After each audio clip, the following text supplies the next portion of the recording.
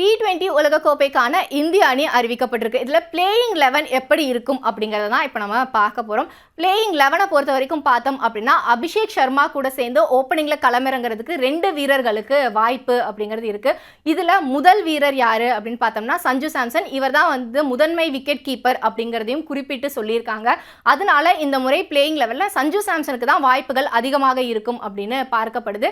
இன்னொரு ஆப்ஷன் யார் அப்படின்னு பார்த்தோம்னா இஷான் கிஷன். இவருக்கு ஏன் வாய்ப்பு கிடைக்காது அப்படின்னு பார்த்தோம்னா ஒன்று எய்தர் சஞ்சு ஆர் இஷான் கிஷன் அப்படின்னு வரும்போது ஃபர்ஸ்ட் ப்ரையாரிட்டி சஞ்சு சாம்சனுக்கு தான் போகும். இன்னொரு பக்கம் பார்த்தோம்னா அபிஷேக் சர்மாவும் இடதுகை ஆட்டக்காரர், அதே மாதிரி இஷான் கிஷனும் இடதுகை ஆட்டக்காரர். ஸோ 2 லெஃப்ட் ஹேண்டரை வச்சு ஓப்பன் பண்ண வேண்டாம் அப்படிங்கிறதும் இந்திய அணியோட திட்டமாக இருக்கிறதுக்கான வாய்ப்புகள் அதிகமாக இருக்கு. அதுக்கப்புறமா பார்த்தோம் அப்படின்னா 1 டவுன் அண்ட் 4th பிளேஸ். இது சூரியகுமார் யாதவ், திலக் வர்மா, இவங்க 2 பேரும் எப்படி வேணாலும் போட்டிக்கு ஏற்ற மாதிரி மாறி இறங்குவாங்க. அதற்கு அடுத்ததாக பார்த்தோம் அப்படின்னா ஹர்திக் பாண்டியா, சிவம் துபே இவங்க விளையாடுவாங்க. ஒரு எக்ஸ்ட்ரா ஆல்ரவுண்டர் இந்திய அணியில் இருப்பாங்களா அப்படிங்கிறது இங்கே மிக முக்கியமாக பார்க்க வேண்டிய ஒன்றா இருக்குது. அதற்கான வாய்ப்புகள் அதிகமாகவே இருக்குது அப்படின்னு தான் நம்ம பார்க்கணும். ஏன்னா வாஷிங்டன் சுந்தர் இருக்காங்க, ரிங்கு சிங் இருக்காங்க, அக்ஷர் பட்டேல் இருக்காங்க. இதில் குறிப்பாக பார்த்தோம் அப்படின்னா அக்ஷர் பட்டேல் வைஸ் கேப்டன் அப்படிங்கிற ஒரு ரோலும் இருக்கிறனால அவருக்கு பிளேயிங் 11 முதல் சில போட்டிகளில் இடம்பெறதுக்கான வாய்ப்புகள் அதிகமாக இருக்கிறதா பார்க்கப்படுது.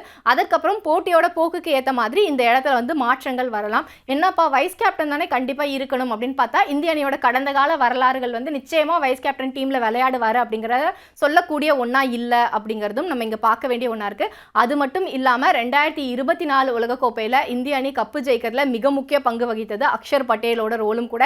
ஏன்னா அவரை முன்கள வீரராக இறக்கி விட்டாலும் அவர் நல்லா விளையாடுவார் அப்படிங்கிறதும் அதற்கு ஒரு காரணம். இதற்கு அடுத்ததாக பார்த்தோம் அப்படின்னா அப்படியே பந்து வீச்சாளர்கள் பக்கம் போயிடும். இந்திய அணியை பொறுத்த வரைக்கும் சுழற்பந்து வீச்சாளர் ஒரு பக்கம் குல்தீப் யாதவ் இருப்பாங்க, இன்னொரு பக்கம் பார்த்தோம்னா வருண் சக்கரவர்த்தி இந்திய அணியில் இடம் பிடிப்பார் பிளேயிங் 11 அப்படின்னு வரும்போது. அதற்கப்புறமா பும்ரா, அர்ஷ்தீப் சிங் இவங்க தான் பிளேயிங் 11 இடம் பெறக்கூடிய ஃபாஸ்ட் பவுலர்ஸாக இருப்பாங்க. இவங்களோட பேக்கப் ஆப்ஷனாக ஹர்ஷித் ராணா இடம் பெறுவார். ஏன்னா நிறைய போட்டிகள் இருக்குது. பும்ராக்கு இன்ஜுரி கன்சர்ன் அந்த மாதிரி நிறைய விஷயங்கள் இருக்கிறனால சின்ன சின்ன நாடுகள் கூட விளையாடக்கூடிய போட்டிகளில் ஒரு வேளை ஒரு பேக்கப்பை யூஸ் பண்ணணும் அப்படின்னா ஹர்ஷித் ராணா மற்ற போட்டிகளில் விளையாடுறதுக்கான வாய்ப்புகளும் கிடைக்கும். ஸோ ஓவராலாக பார்த்தோம் அப்படின்னா இப்போ தென்னாப்பிரிக்காவுக்கு எதிரான ஒரு T20 தொடர் நடந்து முடிந்ததில்ல, அந்த தொடரில் விளையாடின பிளேயிங் 11 பெரிய அளவில் மாற்றங்கள் இருக்காது அப்படின்னு தான் சொல்லப்படுது. அதே மாதிரி இந்த உலகக்கோப்பைக்கு முன்னாடியும் நியூசிலாந்துக்கு எதிராக ஒரு 5 போட்டிகள் கொண்ட T20 தொடரை இந்திய அணி விளையாட இருக்காங்க.